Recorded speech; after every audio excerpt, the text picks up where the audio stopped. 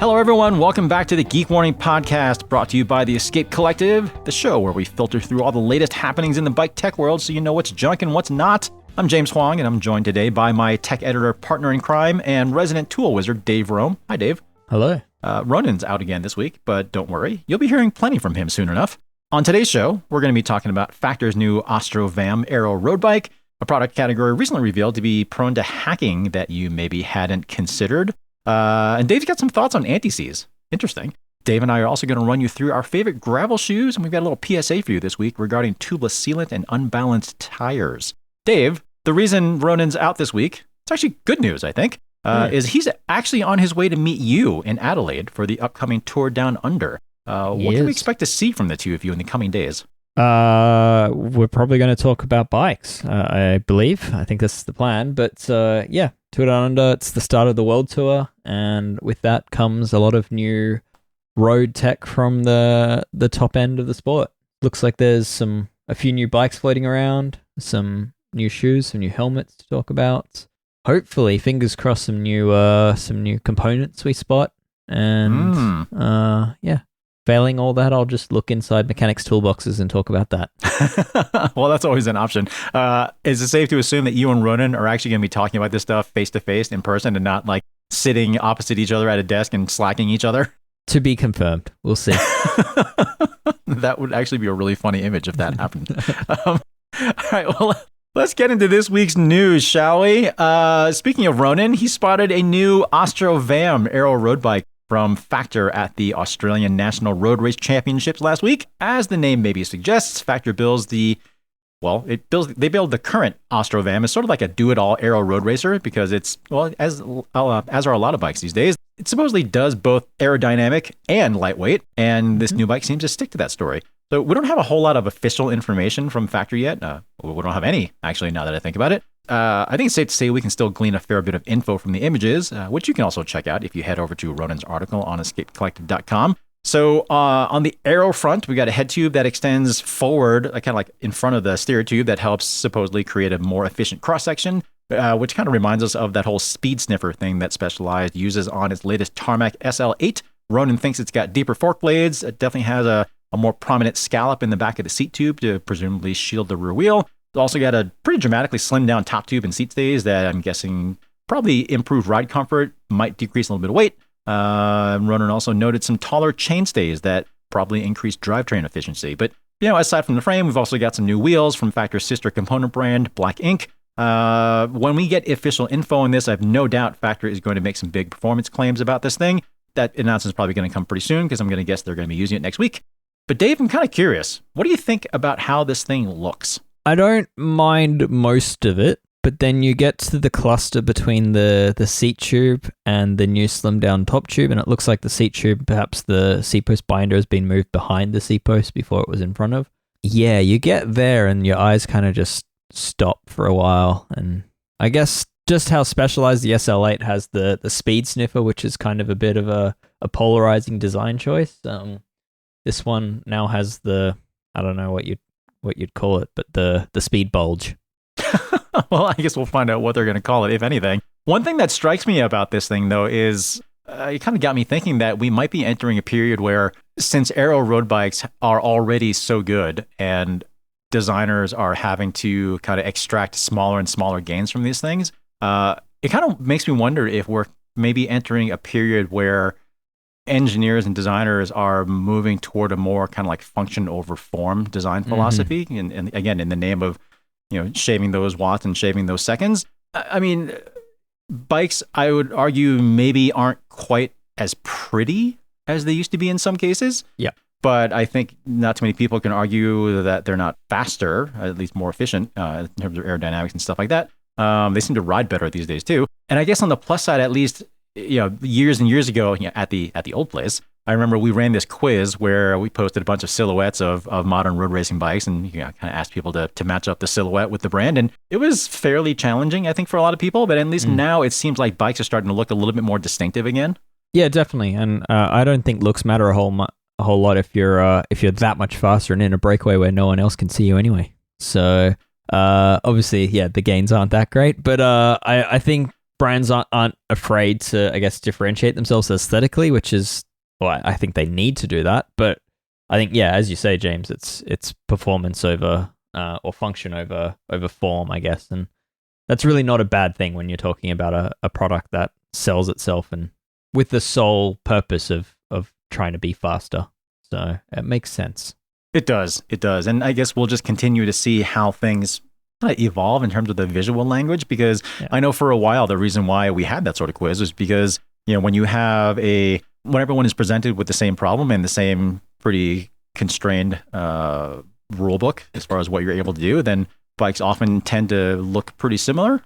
So who knows? I mean, maybe this sort of a little bit more unusual, awkward / disjointed look that we're starting to see from some brands might expand into other brands. Yeah, I think so. And I guess my hope for it is that we have, previously we had different kinds of race bikes. You had the lightweight race bike and you had the aero race bike. And my hope is what we're now seeing is you just have the race bike, which happens to be a lightweight aero bike. But it might also happen to be ugly. And then that leaves the door open for a bike that is more form focused. Perhaps looking at Specialized, for example, you have the Athos, which is a very classic looking bike. So maybe that's kind of my hope is that the people that really care about seconds go for the bike where it's fully functional, but perhaps not all that pleasing. And then the other, that brand might have a bike that's perhaps not designed for race day, but it's still a performance product, but more prioritizes how it looks and potentially how it rides over how fast it goes. Well, I guess we'll find out soon enough, because again, as I mentioned earlier, you and Ronan are going to be roaming the pits all during the TDU and see what you can find over there. Looking for ugly bikes. Yep. Looking for ugly bikes. All right, Dave, in addition to this new Factor Ostro VAM, Lazer's got a new helmet that just got officially announced today. What are we looking at? Yeah, new Z1 Kineticore. So for those that have been around in cycling for a few years will probably remember the Lazer Z1 as the company sort of lightweight, most ventilated high performance road helmet, which then got superseded by the return of the Genesis or the G1 in the US. But yeah, the Z1 is back and now with Lazer's still relatively new Kineticore, which is their own answer to MIPS, I guess. I mean, it's sort of like the rotational impact protection, but it's built directly into the foam, and they're using sort of raised blocks to do so. Yeah, I guess the way that the Kineticore setup works, for those of you who are not familiar with it, it's not a separate structure at all. As Dave mentioned, it's molded directly into the foam. It's just sort of how the foam is shaped, and it is sort of just like this array of like raised blocks with all these kind of like gaps in between. And the idea is that those blocks sort of collapse under twisting loads to provide some sort of rotational protection. Yeah, I mean, so do we have any idea what this thing costs, what it weighs, what Lazer is saying about it? Yeah, I don't actually have US pricing. In Australia, it's looking like they're going to retail at $400, which is about where most brands' top end helmets sit. But yeah, weight wise, I've only seen weights for the European US version, which tends to be a little bit lighter traditionally than the Australian version, and that's quoted at 220 grams for a medium, which from what I can tell makes it about 15 grams less than the MIPS equipped Genesis. So yeah, it's sort of it seems in every way to supersede the Genesis, but I am told the Genesis will continue in the line for 2024. So that's, you kind of have the choice between a MIPS equipped helmet or a Kineticore helmet from Lazer. Interesting. Well, one thing that's worth mentioning is that this helmet was tested by the Virginia Tech Lab, and it did earn a 5-star rating. And actually, I do have US pricing and some info for the US version. It's $280 US, and the claim weight is the same. It's 220 grams for a medium. I actually have one on hand right now. I don't have enough time on it to... You have one on head right now, actually. I do have one. If we're being factual about it. I am wearing it on my head right now. I don't have enough time riding it to write a full review. I do have some initial impressions. This one I have is a medium CPSC approved sample. It's 232 grams. It's pretty good. Definitely competitive for one of, I guess, what's supposed to be a very lightweight helmet. It's pretty well ventilated, I'd say, overall. Definitely lots of vents, lots of open area, and it's particularly good on kind of slower climbs where you need kind of like more room for heat to escape. Still not super stoked on the flow through ventilation because one thing I've noticed about the Kineticore structure or like Kineticore styled helmets from Lazer is all those gaps between those foam blocks does give air room to kind of circulate around, but not like incredibly freely, not as much as if you had like a huge internal channel. Yeah, they're not gaping big channels, are they? No, not like that. And this Z1 is similar to that. It does work pretty well. So far, again, I haven't had a chance to test it in like searing hot temperature. That's probably something I'm going to have to leave to you since you're heading into summer. But overall, I've been pretty happy with it. I mean, I think it's an improvement over the previous Z1. If nothing else, it's an improvement, if I remember correctly, in terms of like protection ratings from Virginia Tech. So that's good to see. Yeah, and I guess like traditionally, what's attracted me to Lazer helmets, I've used quite a lot of Lazer helmets over the years, and why I've done so is just purely the comfort. Their roll sys retention system is very comfortable, easy to adjust on the fly, doesn't irritate the occupable bone at all, or the back of my hairline as some helmets do, and I think that's a big thing for why a lot of people tend to get Lazer. Because I'd say historically, Lazer's never been the benchmark for ventilation, for weight. They've always kind of felt like a bit of a step back from other helmets in that sense, but the comfort has always been a big one for me, and they do seem to fit a wide range of skull shapes. Yeah, the comfort, the fit, I think many people will find that they have like a pretty low profile fit, so they do a pretty good job of kind of minimizing that mushroom effect. And I think a lot of their helmets just look good. Yeah. So yeah, I'm expected to get my head into a sample once I land in Adelaide for Two Down Under, and yeah, hopefully see how it goes in the heat there. Cool. Well, Dave, you and I should probably tag team on a proper review of this thing sooner than later, so stay tuned on that. Dave, this next piece of news might hit you in particular a little hard. I don't know, maybe not personally, but maybe just sort of philosophically. So I came across an article in this publication called Ars Technica. It describes a number of potential hacking vulnerabilities in some network-enabled electronic torque wrenches from Bosch. So these are apparently used most often in like factory settings, and the reason why they have a network connectivity aspect is because everything can be controlled from one central location to make sure all the assembly specs are what they should be, so on and so forth. And data collection as well. That everything's tracked and serial numbered. So, however, according to this article, there's a problem with that because those wrenches apparently can be hacked. And the issue is that the user will think that they're applying the right torque, but they might actually be under or over tightening fasteners, which certainly, again, in a factory setting could wreak all sorts of havoc. There's also the issue, as you said, like if you're using this information for tracking, if that information is not accurate or it doesn't reflect reality, that is a whole other problem. Dave, I'd imagine you have some thoughts on this. Somewhat. I mean, my first thought is that I don't imagine this being all that applicable or worrying for the bicycle trade, but maybe I'm naive on that. But I can imagine it's like corporate sabotage being a thing in automotive circles, and this being quite a worry. But in bicycle trade, I'm still imagining that a lot of things are still put together with impact guns, which are not torque limited. So I don't think that's really fair. I know there are torque wrenches used in assembly lines, but I think yes, for some industries this is a worry, and I think they'll quickly sort out those vulnerabilities. And I think a lot of other industries perhaps don't have the tracking in place that this is even a worry for them, and they're probably just using preset manual torque wrenches that are calibrated every few weeks. Therefore, they can't be hacked. This certainly does highlight the idea that there are certain advantages to staying analog. Yes. Yep, absolutely. Or just not connecting your torque wrench to the internet.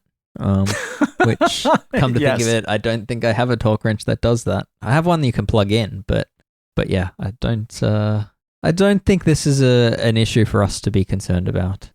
Dave, I almost hesitate to say this or to bring this up because I kind of get the impression that this is one tool that you're not so curious to check out that you're actually going to go buy it yourself. Mm-hmm. Yeah, I don't have a need or desire to own a factory level network based torque wrench. Okay, do you have any idea how much those things cost? I'm guessing more than 10 grand a piece. Dear God, I feel like we should look this up. So a Snap-on Tech Angle, which is not Wi-Fi enabled, but is certified tool, they're about 1,500 Aussie. and that's kind of a broadly widely used tool. But yeah, I think these Bosch sort of the ones I saw, the Wi-Fi enabled, they're actually an electric torque wrench as well. So they'll do the bolt up for you. Whew. I just found a refurbished one for $2,000. Yeah. All right, let's not Sky's add that to the your limit. list. Yeah. Let's not add that to your list. All right, another bit of short news out of the UK. There's an automotive repair outfit called QuickFit that apparently is fairly popular, or at the very least, they're pretty big. And I know 600 outlets. Yeah, I know we mentioned this briefly in a previous episode that they were at least kind of like looking into or kind of had started the process for purchasing this bicycle repair and maintenance outfit called Fettle, and that has now been finalized. So Fettle, they have a few locations in Bristol and London, and they're pegged to be sort of like they say it's a faff-free bicycle maintenance outfit. So they either come to you and pick up your bike, or you drop it off at one of their outlets, and they apparently get your bike back to you pretty quickly. I have no idea how good the service is, how qualified their mechanics are. Hard to say. Or at least hard to say for me anyway, from afar. But the interesting thing here is just the fact that we have an automotive repair outlet purchasing outright a bicycle repair outlet. With what appears to be clear plans of diversifying the automotive stuff to offer more sustainable transport maintenance. Specifically, I guess they're catering towards the growth in e-bikes and cargo bikes, which... and certainly when you think about the way e-bike servicing is going and cargo bike servicing is going, often it has more in common with automotive servicing than it does with bicycle servicing. And certainly in Europe, this is perhaps changing, but it hasn't elsewhere in the world, where a lot of bicycle workshops aren't equipped to service cargo bikes. They don't have the stands to lift the cargo bikes up. They don't have the machinery to do it. They might not even have, say, like the skill set to handle some of the wiring requirements. So yeah, it's an interesting move, and it kind of makes sense to see someone from the automotive world make the move. It does. I'm very curious to see how this pans out longer term. I would love to hear from an Escape Collective member who maybe is familiar with one or both of those outfits to let us know what they think about this. I do think it's fascinating how, as the transportation industry looks like, kind of how they're progressing and how they're evolving more from just like a straight automotive sort of entity to just looking more at transporting people around, and micromobility is part of that. And I know that automotive companies have certainly been making that change in mindset internally, and I guess this is just another sign that the automotive industry in general is maybe making that shift. So yeah, interesting one to follow. We'll see. Yeah, one to follow, and you know where to go now if your bike needs an oil change.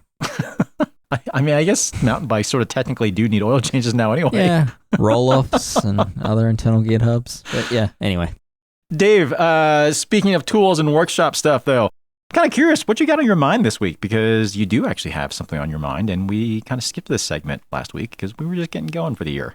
Yeah, I mean, on my mind, it was actually put in my mind by Effie Shaw, who runs Clubhouse X Cyclery, I believe, in New York. But he asked for my thoughts on something Silka just announced, which was Silka announced an anti-seize. And anti-seize has nothing new about it, but I guess Josh Portner's point with this anti-seize is that he's recently found out that in aeronautical circles, they don't use the anti-seize that I guess is very common in bicycles, which is a copper-based anti-seize. Rather, they use one that is nickel-based because it's far less reactive to galvanic corrosion with dissimilar materials. So Silka's put its name onto a nickel-based anti-seize, and I have to say it's interesting. I think there's nothing wrong with using copper-based anti-seize, and I'll get to why you would use anti-seize. But yeah, Silka's nickel anti-seize sort of pricked up my ears as to, if there's a better product out there, I'd like to try it. And yeah, so I have ordered some, but I guess, yeah, it's one of those products where Silka's presentation, it comes in a little syringe, and it's probably a good amount of anti-seize for people that need it for a few, may say, titanium bolts going into an aluminium stem, or even steel bolts into an aluminium stem. But yeah, it's Aussie price is $35 a tube for 12 milliliters of the stuff, which is 12 milliliters. Dear God. Which is that's quite a lot of bike tax applied. So by comparison, I bought a 500 milliliter tub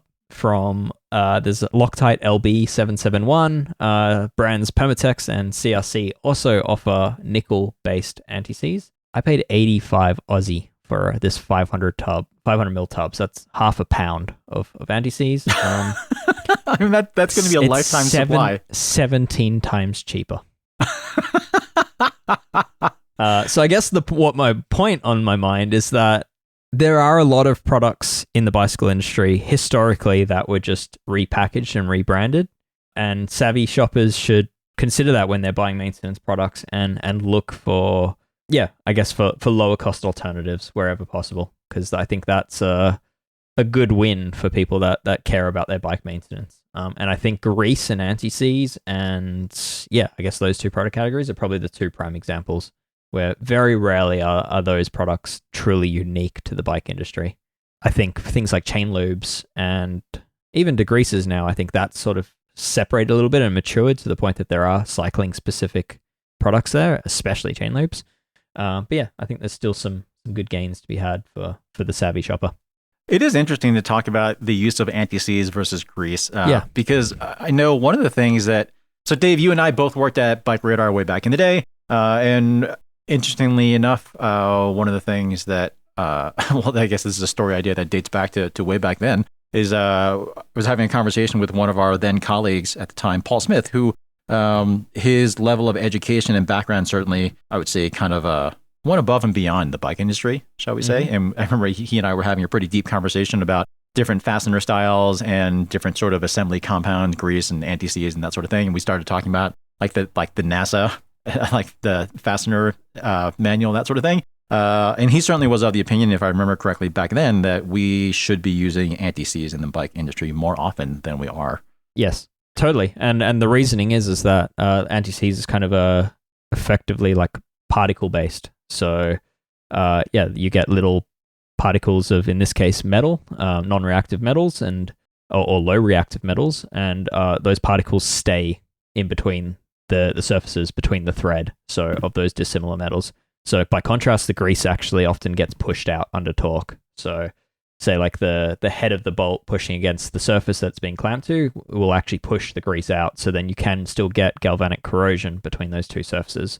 Whereas anti-seize is far more stubborn, and it'll keep that sort of powdery metal in place underneath that bolt head and almost ensure against galvanic corrosion. So certainly wherever dissimilar metals exist on a bike, which is pretty much every threaded surface on modern bikes, anti-seize makes sense.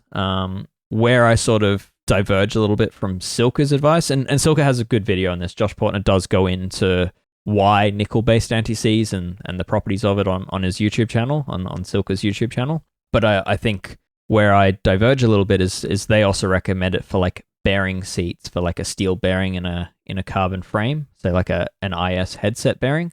And I personally believe that I've seen too many times where that whatever grease or whatever substance you put inside there can migrate into the bearing. It can pass through the seal once it gets mixed with water or contaminants, and it can actually I think anti-seize is abrasive enough in its ways that you probably don't want to be putting that directly against a bearing and risking that. So I would probably still say go with a smoother waterproof grease in those scenarios, but certainly for threaded surfaces, especially if you're investing in titanium hardware, anti-seize is the way to go. That said, I still think copper anti-seize is sufficient. So I wouldn't be running out, throwing away your current anti-seize if you have some. I think, any kind of copper-based anti-seize is still sufficient for bicycle needs, even if Rolls-Royce engines aren't using it. Well, either way, with whatever anti-seize compound you decide to use, whether you are already using that or are going to start to, make sure you've got some really good soap on hand. Yeah. Because definitely once that stuff gets into your skin or gets on your hands or whatever, it is very hard to remove. Yeah, there's some very funny memes going around oh my God. Instagram for like automotive mechanics where you get the new guy to put anti-seize on a bolt and all of a sudden he's just coated in it. Coated head to toe. Yeah. Head to toe. I would love to know whoever the person is who actually is covered head to toe in anti-seize. I would love to know how long it took them to get all that stuff out of their skin and whether or not they have some sort of like metallic blood poisoning or something now. But yeah, so further on my mind as a base of that anti-seize is I need to do some testing around this, but I actually think anti-seize might be the answer with all the dub crank bolts getting stuck. Because there's two things that are on my mind with that, which is the first, I believe any grease and such is getting pushed out of the bolt head, and it's the bolt head that's causing a lot of friction that you need to break free.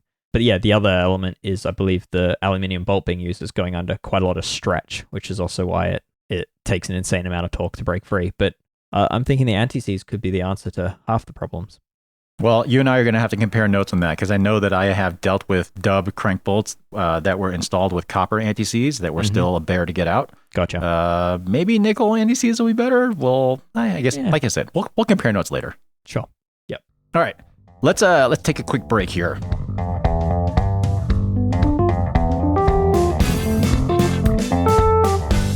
All right, Dave, it's time for this week's Pick One segment where we choose a product category and then we reveal our personal favorites in that category. So, Dave, I didn't see that you had picked a category for this week's I think you've picked one. So I went ahead and picked one. I went ahead and chose gravel shoes because I'm pretty sure that's one that we have not discussed previously. And I think so. I'm going to start with you. Do you have any favorites in that category? I often just am a little bit boring and often settle on using Shimano shoes because I find them comfortable for my feet. And they don't cause me any issues, and they typically leave me with the fewest complaints after a few hours. So that's why I'd say the Shimano RX-8 has kind of become my go-to shoe for that reason. It's comfortable, it's light, it does everything you need to, and they're a high-end shoe, but they're not so ridiculously expensive that, if I want to go clambering up rocks, I don't really think twice about scuffing them up. Well, let me ask you this. What sort of characteristics do you look for in a gravel shoe?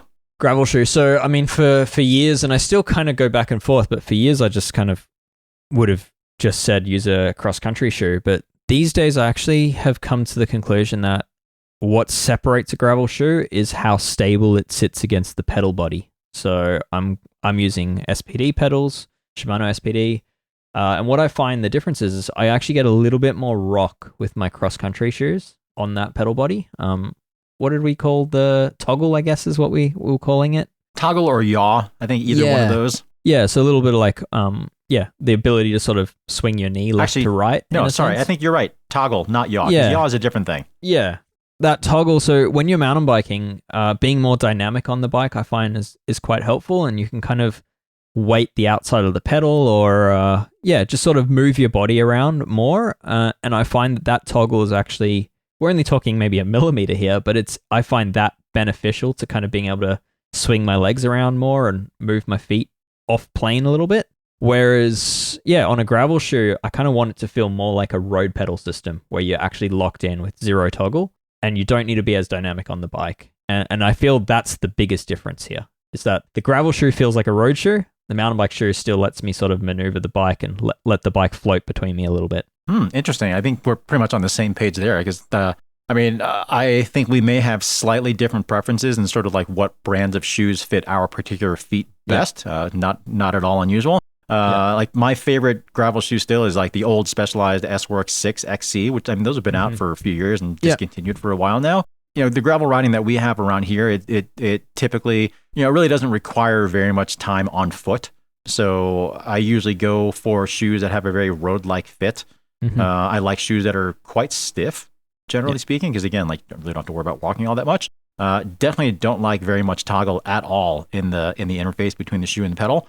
But for me, I think the biggest thing is I just kind of wanted to have like a really kind of like efficient and kind of connected feel. I still want it to be comfortable to ride in all day because, oftentimes those gravel rides are pretty long and Specialized shoes tend to fit my feet pretty well. But tread's not really like super important for me. Like I want it to have some in case I have to scramble around a little bit, but it's not usually that big of a deal. I would say that's the weakness of most gravel shoes I've used is they've kind of gone a little bit too much on the saving weight side. And I think, you can either get like say a Shimano XC5, which has like this rubber Michelin tread, but then it's a flexi sole. Or you can go like, Shimano RX-8, or in your case, the Specialized, and it's like they've gone a little bit too hard on the tread. So it's not, at that point, it's not good for walking. I feel like somewhere in the middle might be a nice balance. And I know there are shoes that achieve this, but then we come back to the cost/durability/comfort question. You got any preference for closure types like BOA or laces or, that sort of thing? Velcro? I typically, I mean, BOA is sort of my preference just purely out of convenience. Lace shoes, I find, it happens from time to time, especially when gravel riding, where you get a little pebble in your shoe, and a BOA, you can almost take, you can take your foot out of the shoe while with it still clips into the bike while you're rolling along. Whereas you're not doing that with a lace shoe. So for me, I find BOA's just a pure convenience point of view to be really good. Velcro would probably be my second choice, but Velcro also wears out more readily than a BOA does and isn't replaceable in the same way. So yeah, for me, BOA. It's funny that we were talking so much about toggle with gravel pedals and shoes and that sort of thing. I can very much see how Richard Bryan, the original owner of Speedplay, how he would have come across the idea or been inspired by the idea for his old Speedplay scissor. Because I remember when I was talking with him in their booth at Sea Otter when they were about to introduce those things, how he had designed this interface where the cleat provided all the stability on the pedal body because it absolutely just would not move.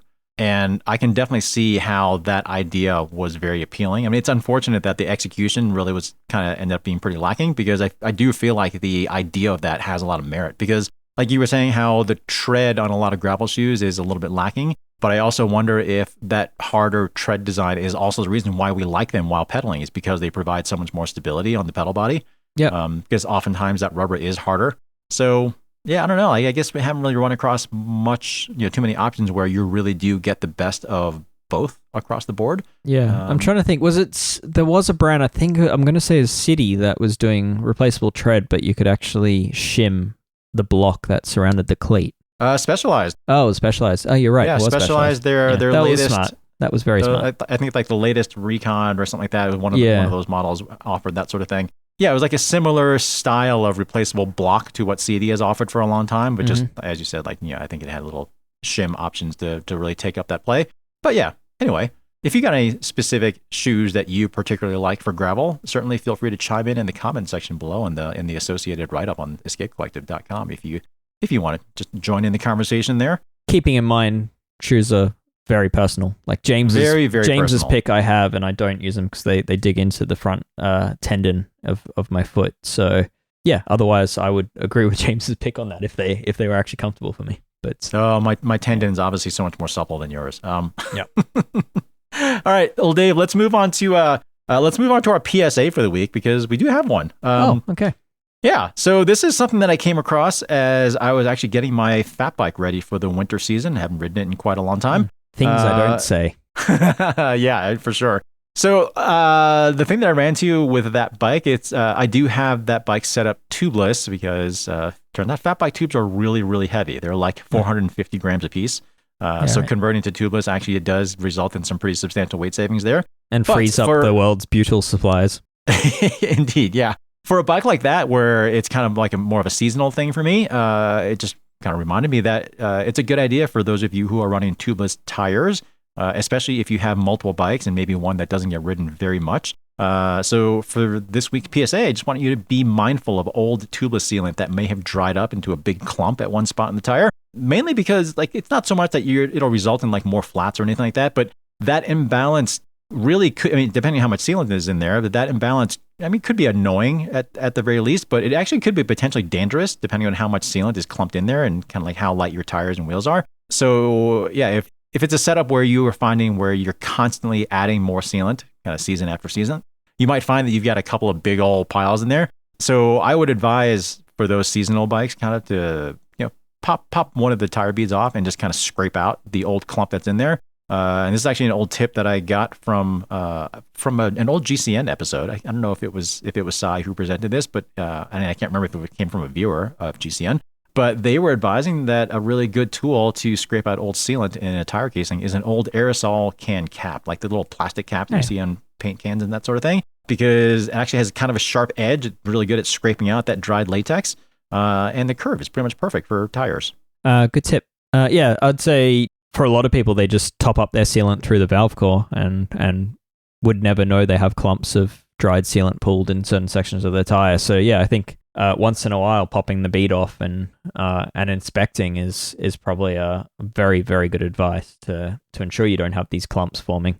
Yeah, I think if the tire's evenly coated in sealant, I feel like that's perfectly fine to leave in place. I wouldn't be feeling the need to clean out the inside of the tire. But yeah, if you've got obvious lumps or stanimals hiding in your tire, then take those out. And yeah, those clumps, if they are dried to the sidewall, will actually impact the ability, the sealant in your tire, because they can sort of, I guess, act as a bit of a wall and a pulling spot for the sealant to hang on to. So they'll only get bigger, and your sealant will be less efficient as a result of them. Or just run tubes. Yep. Yep. All right. Well, this is going to be a little bit of a shorter episode this week, mainly because I know that Dave, you and Ronan are going to have an awful lot to talk about in the next coming weeks with TDU. We do have a few more little bits of news to share before we wrap up this week's episode of Geek Warning. This seems to be a pretty heavily shoe-oriented episode because one of the things that we saw pretty recently on the feet of Remco Evenepoel, and given these shoes super minimal appearance, we spotted some new specialized shoes on his feet. These may be a revamp of their ultra lightweight S-Works Exos model, which, I mean, let's be honest here, maybe didn't get the absolute warmest reception because they're pretty strange. I mean, those original Exos shoes had sort of like a super stretchy sock-like construction. Like they basically wore socks with a boa on top and a carbon plate. So Remco shoes, they still have a single boa per shoe, but it's kind of in a more conventional location on the side and kind of has what appears to be a conventional tongue instead of just sort of the sock-like construction, which may be just down to the coloring. It's hard to say. Almost kind of looks like there might be a single Velcro strap up front too. Again, hard to say given the rather grainy images that we've seen so far, but definitely super low profile. I'm guessing super light. Maybe even still flirting with that 300-gram weight figure of the current Exos, but we'll find out soon enough. We'll make sure that Dave, you, and Ronan are keeping an eye out for that thing. So yeah, it'll be around somewhere. Maybe more exciting on the shoe front as far as everyday riders are concerned. Also from Specialized, or kind of what appears to be a redesigned Torch 3.0. So these are basically like a slightly decontented version of the S-Works Torch from what we can tell. So these haven't been announced yet, but someone sent me an early listing from an online retailer that had all sorts of juicy details. So like a $230 US retail price, which is a pretty solid price point. What appears to be the same last and kind of pared down heel counter as the current S-Works Torch. Definitely some omissions. You don't get a proper carbon composite plate from what we can tell. It doesn't look like you get that same kind of stretchy toe box, so it's maybe not quite as comfy if you've got some bunions and that sort of thing. But for barely half the price of the S-Works model, I am definitely curious to try these out. Yeah, because that $200-ish price point, I'd say for a lot of cycling shoes is kind of where it's at. Sticking to the shoe theme, spotted another pair of new road shoes on Lidl Trek rider Tom Skoinch. We have no info on this at all, just one single picture to share. Maybe not share because we're talking about a podcast here, but it's got a pretty minimal layout, no material overlaps. We'll take a closer look for these at TDU and hopefully have some more info to share. Other little bits of news, regular listeners of Geek Warning, you'll know that we're pretty big fans of UK brand Ratio Technology. We got a new aluminum cable spool if you want to upgrade your old SRAM DoubleTap mechanical road levers. Those can sometimes wear out over time because the stock ones are plastic. Or they just break. Or they just break. But if you're looking to upgrade, it sounds like you actually might need a new cable spool for some of the upgrade kits that they have. Pretty cheap, 25 British pounds, machined aluminum, quite pretty. Good to see that. And then cool. My last bit of news relates to another British brand, although this certainly isn't any good news by any means. This one's kind of hits me pretty hard for kind of what I remember as a kid growing up and getting into cycling. So longtime mountain bikers, you'll no doubt be familiar with the iconic Orange brand. They have sadly just announced that they're in administration, so otherwise known as bankruptcy here in the US. So I don't know if it's yet another casualty of the shift in market preferences, maybe some recent difficulties in the bike industry in general, but super bummed, super bummed. And we'll see what turns out there, but it's probably not going to be a great outcome. No, it's an iconic brand. I'd like to think they're going to trade their way through administration and come out as a smaller, more agile company without debt. I feel like that company's been around for decades, and it certainly would be sad to see it go. And I feel like there's enough strength in that brand that it'll survive in some capacity. Fingers crossed. It's hard because they're still making their frames out of aluminum primarily. Mm-hmm. And that's just not as competitive a material. I should say it's not viewed as high performance of material as carbon fiber. Their frames were still made in the UK, so they were quite expensive. Yeah. It was just real hard to compete. And I hope, like, the first thing that I thought of was US brand Turner bikes, because kind of a somewhat similar personality, like, made in the US, aluminum primarily. Yeah. Priority on simple running, simple maintenance, though, from Orange, which is kind of their main story, has always been. Dave, you got a couple last little bits of news before we wrap up too, don't you? Yeah, some more interesting news. Enve's parent company, Amer Sports Inc., has filed for IPO on the New York Stock Exchange. So that includes brands like Arc'teryx and Wilson Sporting Goods. $10 billion value. $10 billion. Yeah, which is like 7 Enve wheels. So it's... Anyway, that's interesting. It'll be very interesting to see, because, Amer Sports obviously used to include Mavic, which got sold off quite a few years ago. And, it'll be interesting to see whether Enve, I guess, continues in the portfolio long term and what that means for the brand. But if you look at the trajectory they've been on recently, they're sponsoring a race team with bikes, and it looks like their plan is to continue growing into a full-blown bike company, not just a components company. I think that'll be intriguing to watch. Other industry news, Brompton out of the UK have been certified a B Corp, so good on them. A last little bit is a new product from 9.8, who are probably best known for their dropper posts, but they also had some IS headsets, angle adjust headsets, which were very unique. So IS being kind of just like the drop-in bearing where there's no cup. The cup's actually part of the frame, and you could adjust the angle of your head angle with these. They've now expanded the range, so they've also now got options for zero stack headsets and external cup headsets of common fitments. And expect to pay about $99 for a whole headset, which is pretty impressively well priced. But I guess the downsides to these systems is that they work by putting the bearing above and below the head tube, so you will be increasing the stack and I guess the ride height of your bike. So that's something to factor into if this is right for you. Interesting. Well, I will say I'm definitely a big fan of angle adjust headsets, particularly for, really you never see these on anything other than mountain bikes, but with the way that mountain bike geometry changes so quickly, it is nice that you can, sometimes reach for a product like this that doesn't cost that much money to kind of modernize your bike a little bit and bring it into some more progressive handling. Without having to buy a new bike. So, good. Good hopefully the steer tube's long enough. Hopefully. Yeah. Well, if not, there are companies that can press in a new one. Well, that will do it for this week's episode of Geek Warning. So a couple of quick announcements. Don't forget to sign up for Dave's new tools and workshop newsletter, Threaded. It's not really that new anymore, I guess. And also sign up for Ronan's members-only podcast, Performance Process, where he dives deep into all the gear and training optimization you need to go faster. We also have members-only episodes of Geek Warning that'll run every other week on top of the regular weekly show. I think you and Ronan are going to try and record one this week, maybe. So definitely don't miss those either. Finally, you can get access to all that and more by signing up to be a member of Escape Collective. Just head over to escapecollective.com/join and then select the monthly or annual option. And if that is still too much to ask, at least do us the favor of heading over to iTunes and leave us a rating and review, since that does help more people find the show.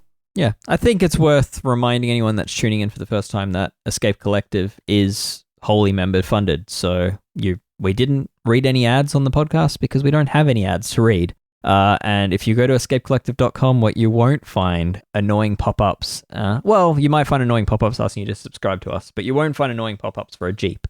Yeah, I think that's worth reminding as well, is that when we do photo galleries, the photos take up the whole screen and you can see all the photos without being interrupted. Weird. And that doesn't just happen by itself. That only happens with the support of our members. So please help us create the content that the internet deserves. Indeed. Well, I think it's a general rule. And when you can't tell what's the content and what's the ad, that is a problem. All right. Well, anyway, that really will do it for us this week now. So stay tuned for a whole bunch of new tech sightings, as I said, to come from Dave and Ronan at TDU. And in the meantime, we'll see you next time for another episode of Geek Warning. Cheers.